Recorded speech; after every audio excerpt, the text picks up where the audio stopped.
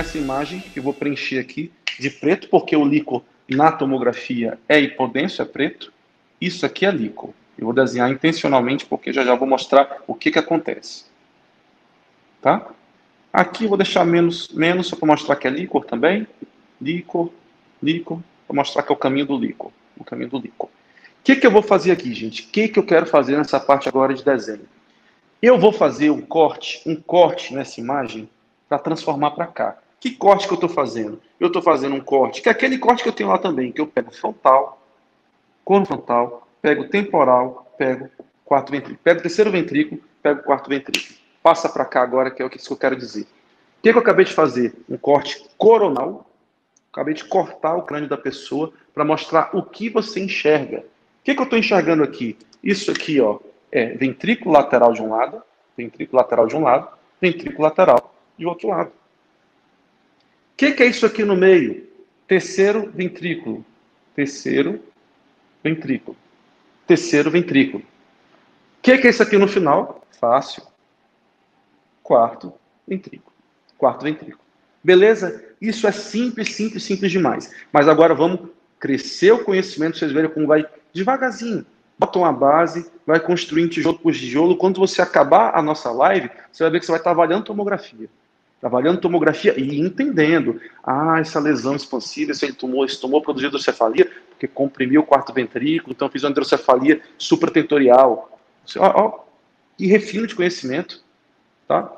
Então vamos lá. Você entendendo isso, que informação a mais você tem aqui? Esse desenho aqui é para mostrar o quê? Parênquima cerebral. Isso aqui é lobo frontal. Aqui eu marquei a fissura lateral, que é a fissura silviana, para mostrar que a partir daqui é lobo temporal. Mas é claro, isso aqui é o corno anterior. Eu não cortei aqui para te mostrar que é corno anterior? Corno frontal? Não cortei aqui? Então aqui é corno frontal, corno frontal. Terceiro ventrículo, quarto ventrículo. Agora vamos pensar aqui, vamos pensar um pouquinho, pensar juntos em obstruções e doenças. Obstruções e doenças. Olha só. Se você tem uma lesão que... Vou fazer essa aqui. Vou botar aqui número 1, número 2, número 3, 4 e 5. Se você tem uma lesão aqui no número 3, primeiro, no terceiro ventrículo. Se você tem uma lesão no terceiro ventrículo e obstrui o terceiro ventrículo, o que você espera desse paciente? O líquor não está sendo produzido nos ventrículos laterais, então os ventrículos laterais vão represar esse líquor, vão crescer, enquanto o terceiro e quarto ventrículo vão estar de tamanho normal. Porque o líquor não passou ali para aumentar. O líquor não aumentou ali. Agora, se eu comprimo, se eu obstruo, se eu fecho o terceiro ventrículo, eu potencialmente acabei de fechar o fluxo que vinha dos 2 Cs dos ventrículos laterais e essa obstrução não deixa os ventrículos laterais drenarem. A gente chamava isso muito antigamente de hidrocefalia biventricular. Por quê? Porque só os ventrículos laterais estão aumentando. O terceiro e o quarto não estão aumentando.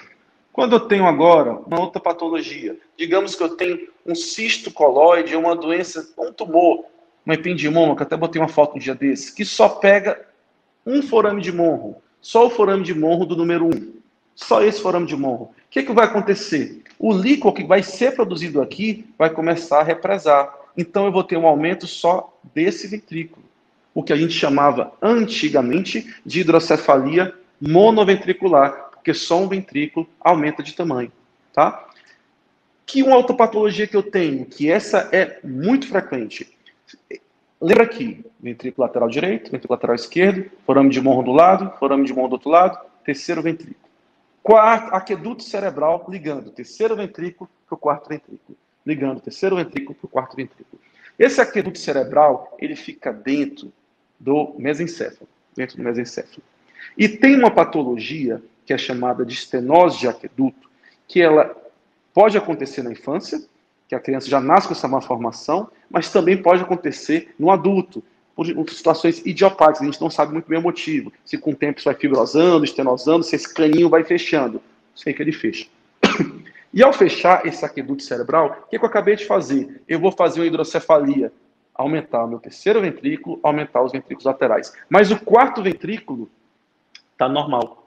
Então, quando eu vejo uma tomografia, que eu vejo 4 ventrículos de tamanho normal e não tenho nenhum tumor aqui na região do quarto ventrículo, não tenho um sangramento na região do quarto ventrículo, e dali para cima, terceiro ventrículo, ventrículos laterais estão maiores, eu penso numa doença no aqueduto. Isso é topografar a lesão. É fácil, você olhar uma imagem, o quarto ventrículo está normal, mas dali para cima, o quarto ventrículo está normal. Daqui para cima, tudo está aumentado, sugere que meu aqueduto cerebral está comprometido. Uma doença, uma patologia muito frequente a fazer isso é estenose de aqueduto cerebral, certo? Então eu produziria o que a gente chamava muito antigamente de hidrocefalia triventricular. Hidrocefalia triventricular. Utilizava muito o termo comunicante, não comunicante, também para isso, para dizer que comunicava, não comunicava o líquido até aqui, ou comunicava o líquido até aqui. Vou dar um exemplo para ficar mais claro. Quando eu estenose o meu aqueduto, meu líquido não chega e não é drenado, certo? Então, hidrocefalia não comunicante. Mas olha só a situação. O que eu falei para vocês? Esse líquido sai aqui no quarto ventrículo, de um lado, de outro, de um lado, de outro, e para uma abertura mediana. E esse líquido circula por todo o cérebro. Circula por todo o cérebro. Só que esse líquido, ao circular, vai ter uma hora que ele precisa ser absorvido. Ele vai ser absorvido pelas veias de drenagem, as velocidades. Mas se eu te falar agora que essas velocidades estão com problema, que não está tendo absorção desse líquido, essas velocidades aracnoideias não estão mais absorvendo o líquido. Tive uma trombose de seio, uma causa idiopática, infecção, e eu não consigo mais saber, mas não está mais absorvendo líquido. Como é que eu sei que não está absorvendo mais líquido? Eu vejo todas as cavidades ventriculares aumentadas. Eu vejo os ventrículos laterais, eu vejo o terceiro ventrículo, eu vejo o quarto ventrículo aumentado. Então, todas as cavidades ventriculares estão aumentadas. Me sugere o quê? Um problema na absorção do líquido. Um problema na absorção do líquido. O que muda? Mas qual a importância disso? Muitas. Se eu tenho uma estenose de aqueduto, eu posso muitas vezes tratar só o aqueduto. Tem uma cirurgia que a gente faz que chama aquedutoplastia. Eu posso só abrir o aqueduto. Agora, se eu não tiver estenose de aqueduto, o que adianta eu fazer aquedutoplastia? O que adianta? Se eu tiver uma hidrocefalia causada por isso, não adianta eu operar o aqueduto. Né? Não adianta eu operar o aqueduto. E outra coisa, se você tem uma doença global que diminui a absorção do líquido, muitas vezes está escondendo outra doença, por exemplo, a meningite, a encefalite. Então, crianças chegam muitas vezes com dor de cabeça, época não melhora, irritabilidade. Você faz uma tomografia, está lá, ventrículo aumentado. Aí você não encontra tumor, não encontra massa, mas essa criança tem uma causa infecciosa causando hidrocefalia, ou seja, tem um déficit na absorção do líquido. Você faz um tratamento tirando esse líquido para fora, uma derivação ventricular externa para tratar o paciente se tiver esse líquido infectado. Um exemplo, tá? Vamos transformar para cá agora outras situações. Se você tem, por exemplo, uma hemorragia aqui, ó, no cerebelo, hemorragia ou um tumor no cerebelo, o que potencialmente ele faz? Estou fazendo aqui já, estou comprimindo o quarto ventrículo. Ao comprimir o quarto ventrículo, eu faço hidrocefalia, que a gente chama, inclusive, uma hidrocefalia supratentorial. É muito laudado desse jeito.